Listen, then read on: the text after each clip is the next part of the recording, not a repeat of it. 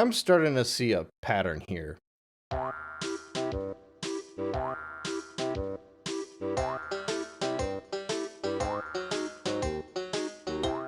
You guys remember about a month ago when Nate Beeldorf was interviewed and he was asked if the Joy-Cons would have Hall effect sticks or not?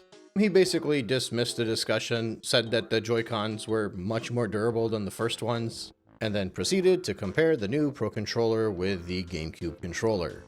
Or shortly after, when Doug Bowser was asked about the price of the Switch 2, and in response he said if it's too expensive, you can buy the Switch 1. It seems like the way to answer a question if you're working for Nintendo and about to face a bunch of criticism is to avoid answering and make sure you're not even being remotely transparent to any of these talking points in which I am more than certain employees at every level in every location of Nintendo are likely expecting to get pressed on. Because obviously, the best thing to do is to pretend there is no issue at all, pretend the customers are insane, avoid any PR disaster by just remaining as quiet as possible, and leave everything up to the imagination of the consumers, because they realize that everything they say can lead to headlines, and most people only read those headlines. So the best way to avoid having anybody find out any types of criticism they can possibly get is to just grab a cup of coffee, stay quiet, head over to the corner, and wait for the launch of the Switch 2. But naturally, word still gets out, talking points will still surface, and so long as the folks at Nintendo have to make their faces shown, they may not have to answer any questions, but they will certainly be asked them. Recently, Nintendo opened up their store in San Francisco. The illustrious Nintendo of America president, Doug Bowser, made his appearance there. That's Doug Bowser, formerly of EA, in case it wasn't obvious. Obviously, you're going to have the press there, and the press are obviously going to be asking questions about the Nintendo Switch 2. Seemingly, according to sources that were at this event, Doug Bowser naturally tried to keep the questions away from the Switch 2 and primarily focused on the opening of this store in San Francisco. Obviously, you can only do this to an extent, and when there's something as large as the launch of the Switch 2 looming over everybody's head, whether you like it or not, you're going to be facing some difficult questions about the Switch 2. And of course, one of the big talking points was a discussion on the price tags. This time, it seems like Doug Bowser was a little bit more prepped for the discussion. Instead of pushing people towards the Nintendo Switch 1, he focused on just how fluid everything is and how unpredictable the market is, and how hard they've tried to keep the prices firm at $450 and $499 for the bundle, because they're doing it for the consumer and they want to keep everything as low as possible. So it's very important to them that the price doesn't go up, even if they think that it probably should go up, seemingly. This, of course, is not helped by the fact that Xbox and even Sony is rumored now to raise their price of their consoles, so really it's just one parasite building off of the other at this point. Nintendo announces a price tag that's higher than normal, Sony and Microsoft increase the price tags on their base consoles, and their justification is if the Nintendo console has gone up in price, well, we're the power console, so we also get to go up in price. And now Nintendo can flaunt that their price has remained firm at $450 and it's the cheapest of the generation.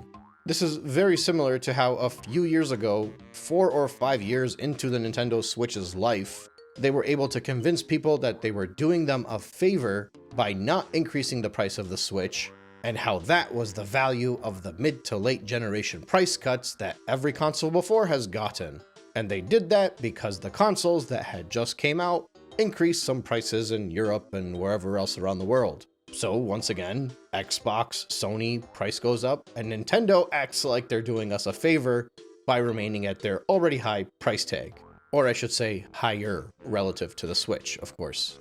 Now, the console price is only a part of it, and he was clearly prepared this time for his answer. Thanks to the other players in the industry, he was ready to go.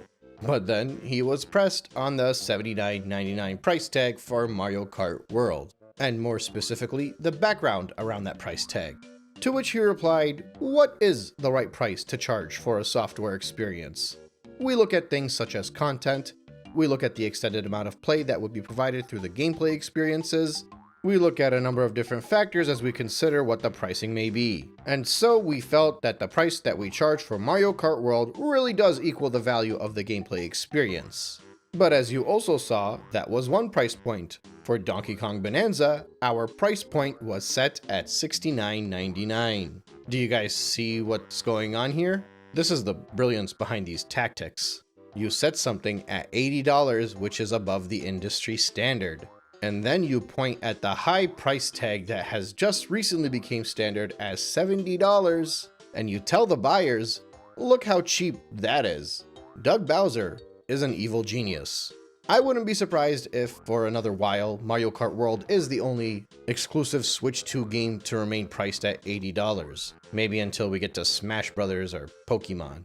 But by leading off with an $80 title, they've subconsciously made it so that the customer views every $70 title as a good deal. Which means for the next few years, every time they release a game for $70, right off the bat, people can be excited because it's not a full price title, and they can view Nintendo as doing them a favor. And it's made all the better for Nintendo because the other parasites in the industry decided to increase the price of their software. And the funny thing is, when the interviewer asked, were you expecting this level of backlash over the Mario Kart World pricing announcement? He gave the most dismissive response you could imagine from somebody in his position. I think anytime you make pricing decisions, there's a level of backlash. But I'd love to focus now on the store. As they began to discuss the store, they eventually started talking about all of the physical games available in the store. So they asked him about the virtual cards, the game key cards, and whether or not physical media would remain an integral part of Nintendo's practices. This, of course, is being asked because, according to recent leaks, it seems even more likely that predictions that were made a few weeks ago are indeed going to be the reality. Those predictions that the only options for cartridges available for third-party developers are the 64GB cartridges or the game key cards. And seemingly, those 64GB cartridges are pretty expensive. There are rumors of numbers flying around, but it seems like the average price that I'm hearing is $10. This would be in comparison to a Blu-ray disc for the other consoles, naturally being a fraction of that cost. So basically, this is kind of like a Nintendo 64 situation, where if the third parties want their games sold on Nintendo's first-party console, not only would they have to pay all of the usual costs that come with getting a game sold, they'd be looking at roughly $10 off of whatever price they're selling their game going towards Nintendo. So once again, the brilliant and innovative minds at Nintendo have discovered a way to solve this issue. They offer the game key card, which is effectively a hunk of plastic. And of course, it is much cheaper than the 64GB card. So Nintendo's happy because all the third parties are still going to get their games sold on Nintendo's console. The third parties are happy because their cartridges will be on the store shelves all around the world. And the only person that remains unhappy through all of this is the consumer.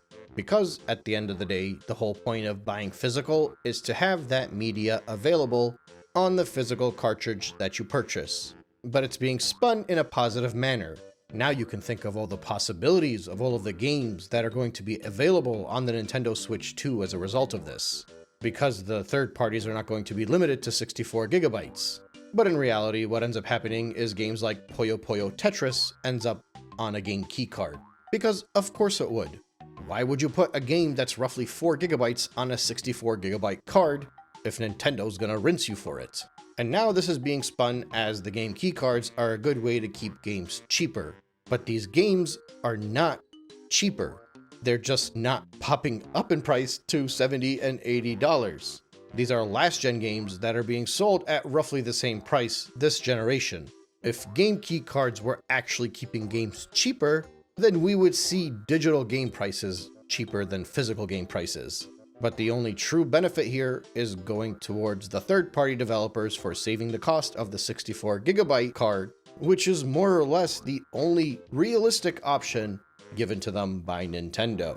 So while I am frustrated with Sega, for example, for not placing Sonic and Shadow Generations on a cartridge, I'm more frustrated with Nintendo for not offering them a much smaller cartridge at an affordable price. Because, for obvious reasons, Nintendo would like everybody to be as digital as possible while pretending that they still hold on to the value of the physical games. And now, don't get me wrong, they do hold the value of the physical games significantly more than the competitors, but you can see it slowly slipping away. And it's obvious. Doug Bowser himself said in this same interview, "In the immediate future, physical games are still a key part of our business. Immediate future. We value our relationships in particular with our retailers, and we want to make sure we have products available for them to sell to the consumers. When you look at game key cards, for us, our goal with the Nintendo Switch 2, similar to what we were able to do on the Nintendo Switch, is to have the broadest and deepest library of content we possibly can. This includes our publishing partners, and game key cards are a way that our publishing partners are able to bring more content onto the platform. Deeper and larger, more immersive content on the platform. It's brilliant. Retailers are happy, third-party developers are happy, and Nintendo's happy. But people that still value ownership of their own media are definitely not going to be happy about this." And finally, the interviewer noted how the entirety of the store was more or less focused on the Nintendo Switch 1. And it seemed like a bit of a surprise because the Switch 2 launch was approaching, so it feels as though there should be more of a focus on that console. And Doug Bowser basically answered everything that many of us have already been thinking. He alluded to all of the Nintendo Switch 1 content that is going to be available for the Nintendo Switch 2. Because of course that's what he would push. Backwards compatibility is easily Nintendo's primary focus for the Nintendo Switch 2. They want to get away with just selling all of their Switch 1 games more and more as time goes on. The games that they already made and don't have to spend any more money on. And then the games that they do spend money on, either they give people a list of like 6 games with minor updates on them for free, so they can pat you on the head after a simple little upgrade and say, "Look, this is a gift to you for playing our Switch 1 game on Switch 2. Or they can just add a little bit more content towards their Switch 1 games and call it a Nintendo Switch 2 edition game and charge you the same price as they charge you for Mario Kart World. And if you can't afford it, well, that shouldn't matter, because you can just go buy yourself another Nintendo Switch 1. With every interview, with every passing week, with every bit of information leaked, and with every headline that surfaces for the mainstream media to eat right up, it becomes clearer and clearer to me that the Nintendo Switch 2's most innovative feature is the application of the villainous Bowser. Reggie Fils-Aime got us Wii Sports for free. Doug Bowser charged us $10 for Welcome Tour. That will always be his legacy to me.